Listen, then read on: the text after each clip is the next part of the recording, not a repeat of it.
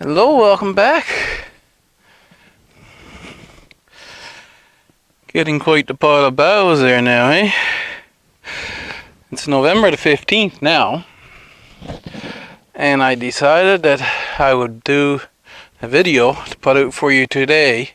So by the time I get it out, it'll probably be the 16th. But this will be our mid-November update. Since the garden is not growing, we'll just say it's an update. Winter has arrived. November the 13th. It's actually yesterday there was more snow on the ground. We have warmer weather coming now. This is a little cold snap, and second half of November there will be no snow on the ground.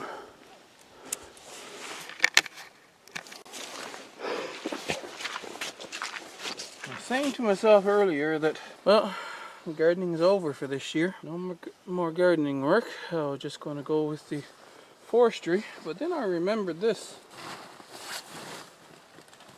Of course, I've mentioned it several times before that I get winter kill here, and what I want to do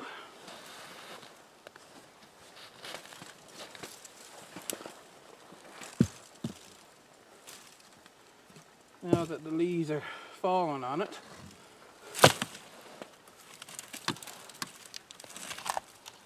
okay, so we lay it down.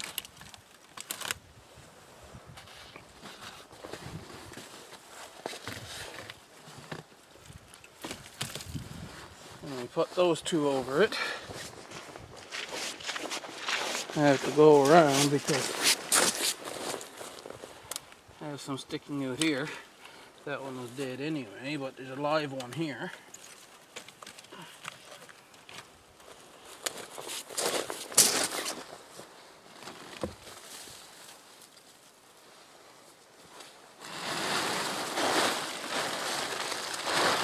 Take this tarp,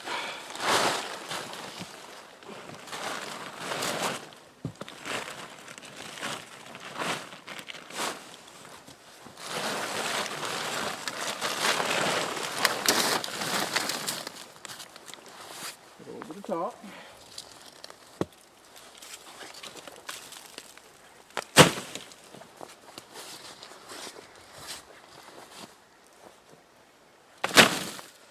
And then lay them two there. Come April, when the snow is all melted, I'll take this off and we'll see how well they come back next year. I was just wanting to make a vlog today of what I'm doing up in the forestry area. See, I added to this habitat pile here this morning. This used to be actually quite high, just as high as the one over here that I'll show you. And it's all decomposed and settled down, right? But those branches, they come from right there. So I have all the tripping hazards cleaned up now.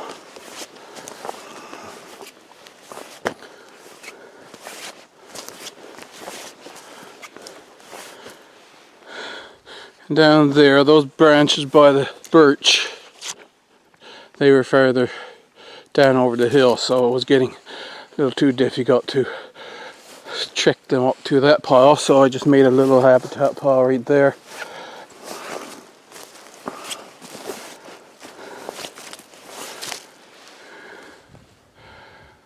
Spruce trees, lots of those.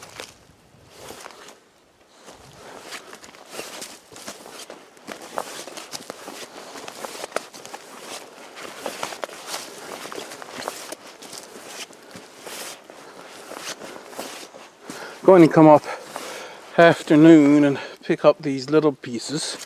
That's why I have the wheelbarrow there, and I'll bring my little grabber thing, arm extender, and bring it down. Now, this pile here, well, you can see the wheelbarrow beside it. So that other pile, the first pile I showed you, that was that high initially. and now it's just about a third that height. I can back the quad right down here now, because like I said, I have all the tripping hazards taken out of it. I tried to cut this tree down a few days ago. We had 4 days of rain, and then yesterday it was just other issues. Actually, yesterday was Sunday, that's why I didn't come out. But I had cut it down, and because of the branches are all on one side, it was leaning out, and I didn't have my wedges with me. But during that 4 days of rain, we had some wind as well, which blew it back. So now I can come up this afternoon and I can cut that one up.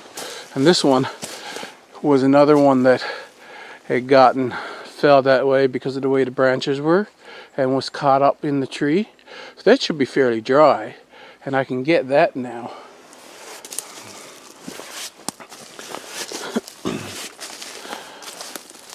This is a good example. I like to point this out. You see how rough the bark is on this?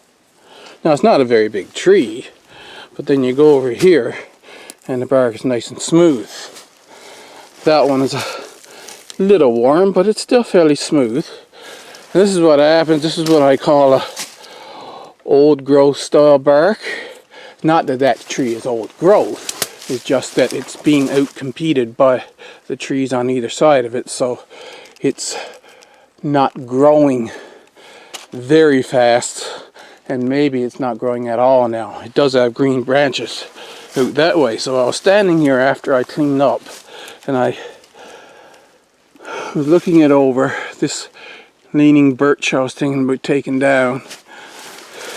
I would have to take down that aspen there first, and then I realized that actually I could take down all 3 of these spruce here because their branches are leaning that way, but there's not much large trees out there, so I'll be able to get those down. Speaking of this birch,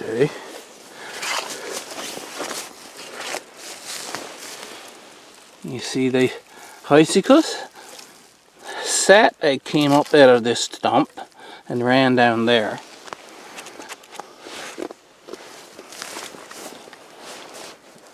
Birch sap now is 100 to 1 when you boil it down, so, but you can taste the very slight birch syrup taste on it. Very ever so slight.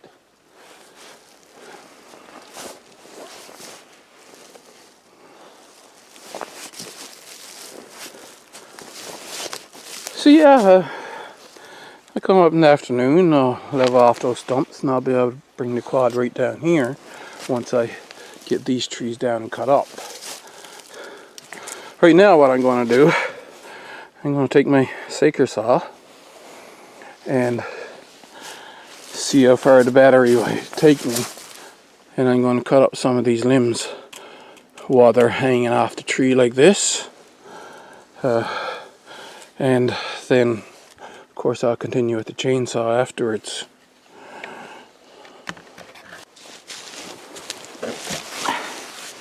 Well, of all the disappointments, and I'm going to point it out, the red pruning saw I have, first one battery gave out, and the second battery is not taking much of a charge now.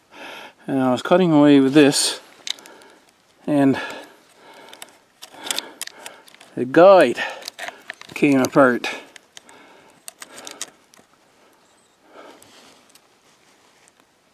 You see? Now it's a pop rivet going through there. I have the equipment to fix this, but still, I'm quite unhappy with that. So, remember the 3 I showed you there? I sized them up again, and I decided to try. I cut down the one on that side, and I'd use the wedges to wedge it back just enough, and it fell perfectly right up to that habitat pile. So these branches now, they're all close enough, I can take them and throw them up on that pile. And then I decided that maybe the next best thing would be to do the other one, which is the one that's still standing up here. So I have that cut, but no way, it was caught up there somehow.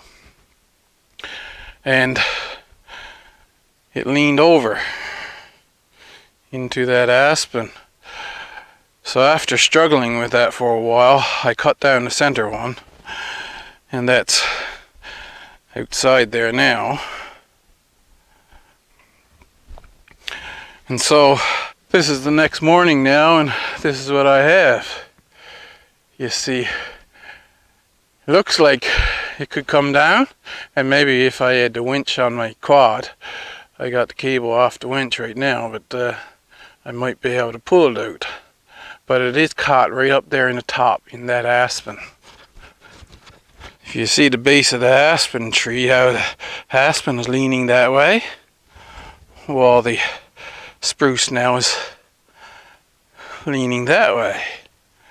So the plan is to cut the aspen down and use the wedges like I was saying, and with the two fighting each other, it should fall right in between the quad and the pile.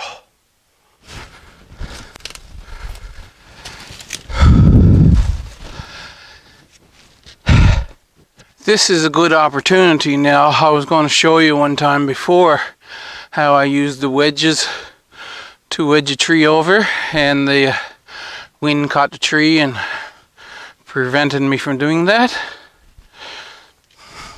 And with the mic right here, this new mic setup here now, I'm hoping that you can hear me over the sound of the chainsaw.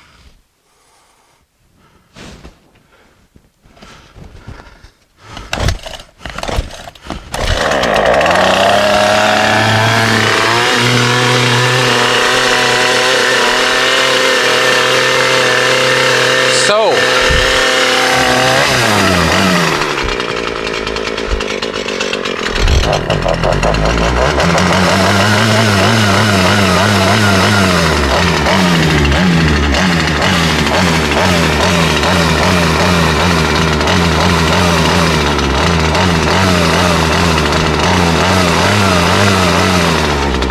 gotta get the chainsaw warmed up.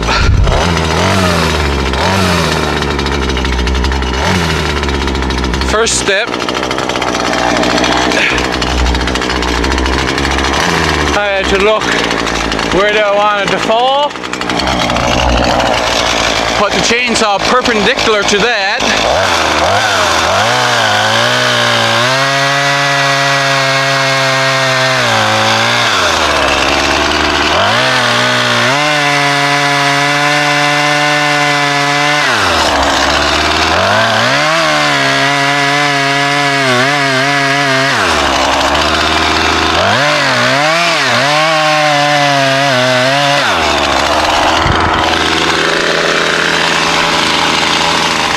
And make my little V cut, see?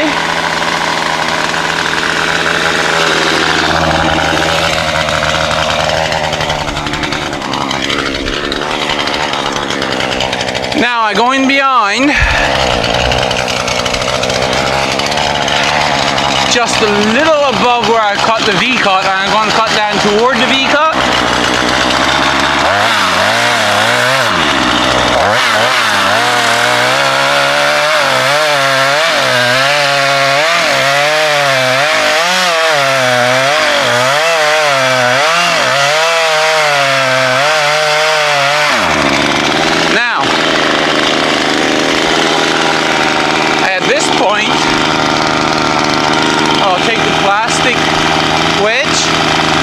Put in the metal wedge, of course, with the chainsaw in there, I don't want to hit the metal wedge. That'll keep the tree from falling back and nipping the chain.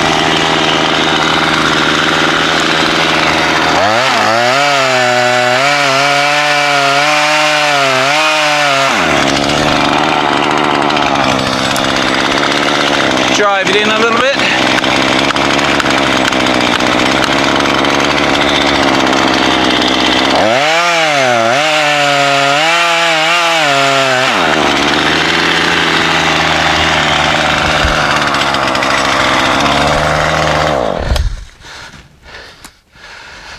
I went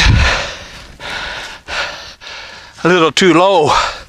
It's beneath the wedge right there, but I should be able to wedge it over now, and so that it falls over.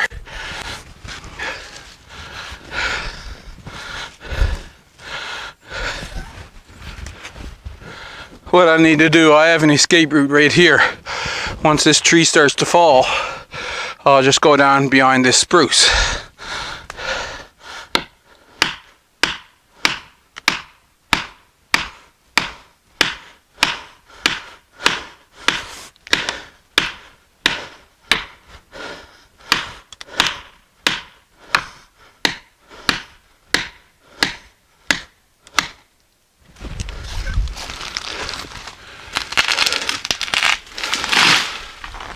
Perfect.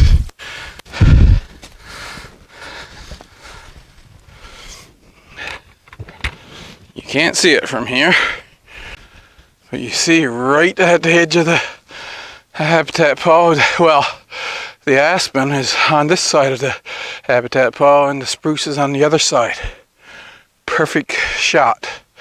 And so now I need to cut these up. This aspen,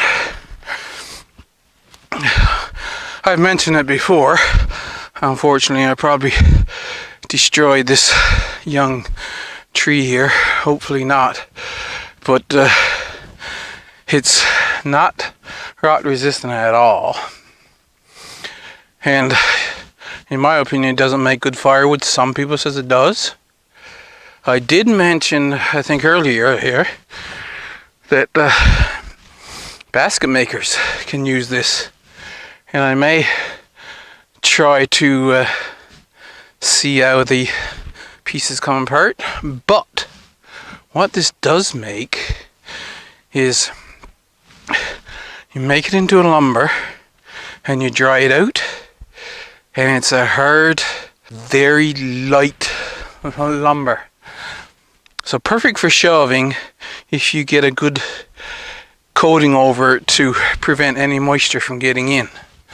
So that is what I'm going to do. I'm going to cut this up into, maybe I'm thinking 4-foot lengths, and that way I'll be able to get it around easier and hopefully get a good sawmill or use the chainsaw to cut it up into lumber.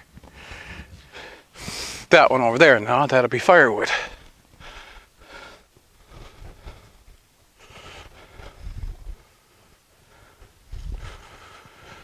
There's a little bit of gas left in the chainsaw. There's a couple of stumps that I can cut the tops off. But I'll clean this up now, the mess I got made, before I go any further with sawing. So that aspen, what I got done is where the knots were, I cut out a junk, and then there's longer pieces in between the knots. So I'm going to attempt to make short boards and put them together into a panel. That's what I'm going to try to do with that, because I don't like aspen as firewood. I got the pathway down there almost clear now. Once I picks up my mess there, I can just cut back the edge of those branches right there, and I'll have a clear pathway out to the apple tree right there.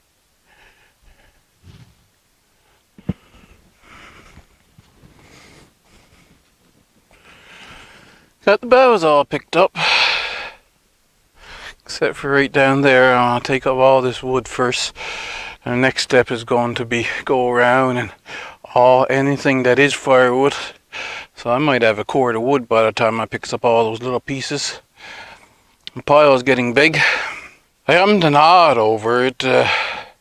Yeah, from a human perspective, it looks like a ugly pile of branches. But from a wildlife perspective, that is one beautiful habitat pile. Rabbits, I can see a nice spot for a snowshoe hare to go in right there. Huh? Beautiful spot for a hare to make a den for the winter. There's another one over there. The squirrels can hide in this. the little small birds that hang around all winter, and meadow voles. Now, meadow voles is what I was thinking of, because when they get out, and I mean, these branches and that up here is partly me, but they'll run around and under these along by edges of stuff and things like that, eh? When we were out doing a scientific survey, that's where we would put our traps along by the edge of a log, so the meadow vole would run along and he'd run in this tunnel that we have made with the trap, because they need protection from area predators. So in thinking about that, I want to build an ecosystem where the wildlife are welcome as well.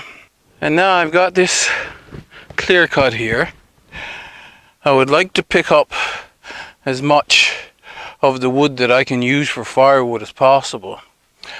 The more we clean it up to be presentable from a human perspective, the more habitat we're taking from the wild animals that would have been running around here. I'm going to replant this out with trees now, of course. This area I've got one tree left to take down, and then I can replant the whole thing with trees on the proper spacing. But trees, they only grow up slowly. And I thought to myself, you know, it would be nice to have like 1,000 bulbs to plant out here. A little too late to think about that now. I'd have to plant them late in October, I think. I think it might be getting too late, if I had them. But, of course, I've got to order them, right, and wait for them to come, and the ground will probably be frozen by then. But then I thought, reseeding annuals and some of the perennial seeds too, I could bring them up here, and I could sprinkle them around and see what comes up next year. So, I have some seeds here. I'm going to show you these now. Mullein. I did mention it on one of the recent videos, but it was windy and noisy, so I can show you again now where it's nice and quiet. But how fine the seeds is. Tiniest little things.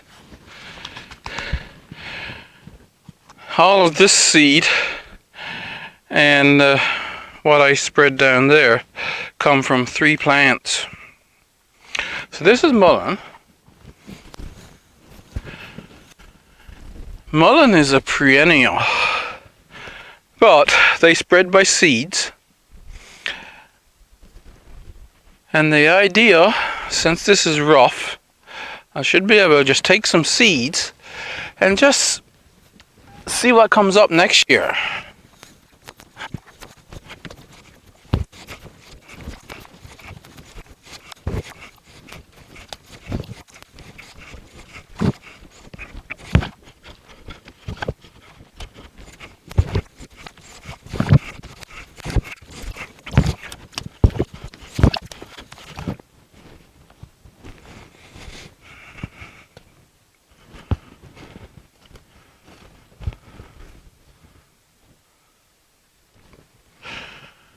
I have a bunch of seeds here of different flowers.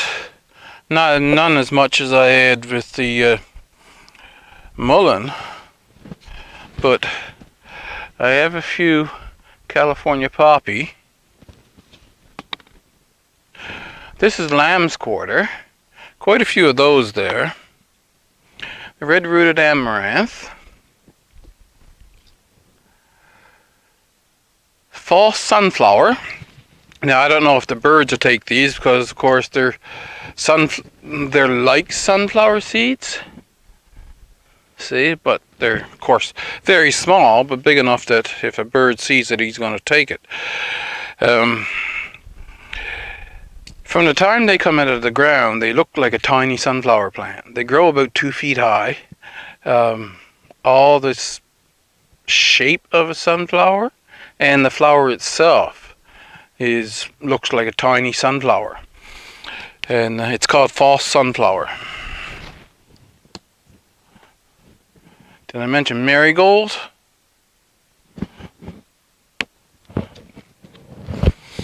Now in the packets,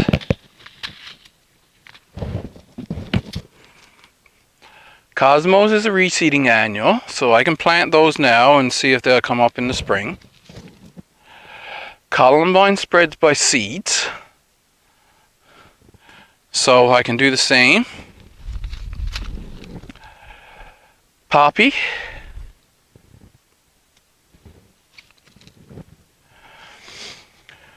Now, Love Lies Bleeding Amaranth. I tried to get them to grow down below and I wasn't successful. But since we have red-rooted amaranth that grows here as a regular native plant, then I'm going to sprinkle these seeds out here and see if anything comes up next year.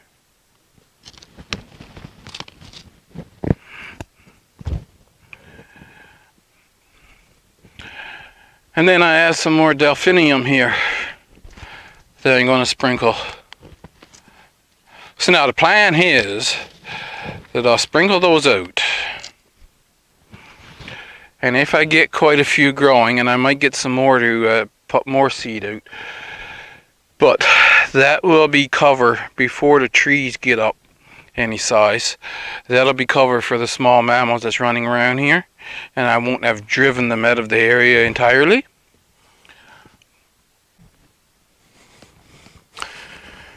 This is an experiment. We'll see what comes up, if anything, next year.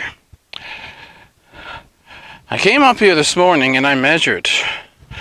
So for this year, the 2023-2024 winter,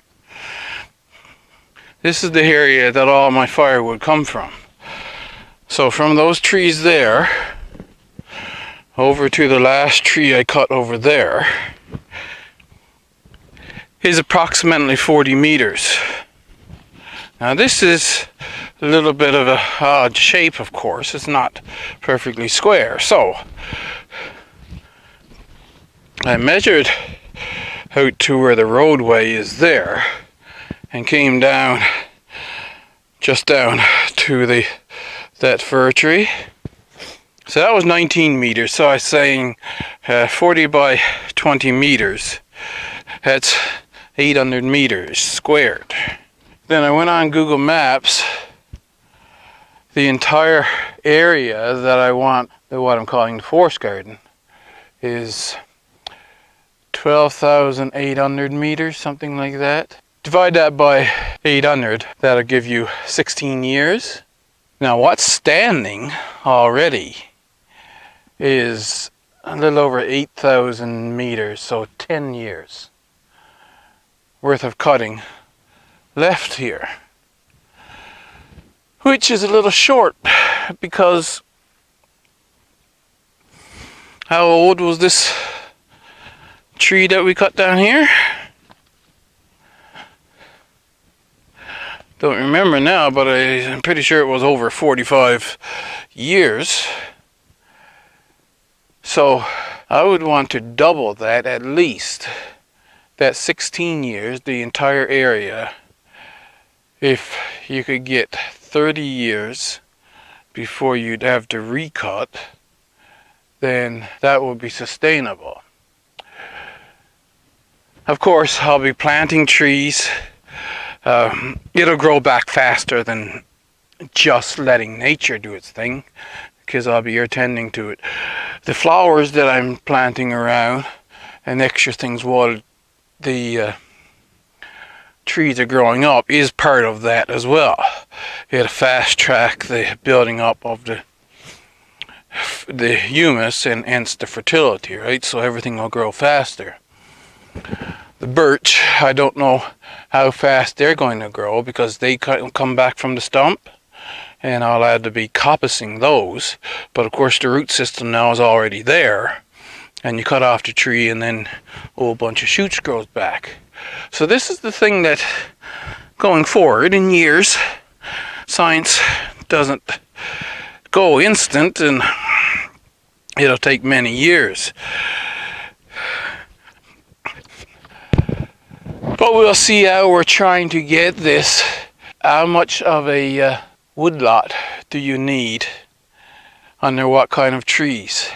The trees that I'll be planting are a more multi-species, so that's a thing too. Like, the reason I chose mulberry first was because mulberry, you'll have food, forage in terms of the leaves, food and berries, firewood, construction material, and also habitat. It makes great bird habitat. And then I chose the Osage orange because it is one of the hardest woods in North America, and it'll be great for tool handles and that kind of thing. Black locust is another great multi-purpose. It's somewhat of an animal forage. It's also rot resistant for garden structures and for firewood. So those, you plant back perennials that will uphold, still be inviting for the wildlife, but will give the ecosystem a much more use for the humans that tend to it, if you get what I mean. But you can only do so much in a day, so what I put here is just, I go out and, like I did just then, sprinkle some seeds, and if it comes up, it comes up. If it don't, it don't. Seeds are cheap. Every year I can just throw some seeds around and see what happens. As far as the trees, of course, I start them down below and tend to them, and once they're a year or two old, I'll bring them up and plant them, and then I'll forget them. So I hope if that's something that's interesting to you, don't forget now, you make sure you're subscribed. Hit that like button and leave me a comment, and I shall see you in the next video.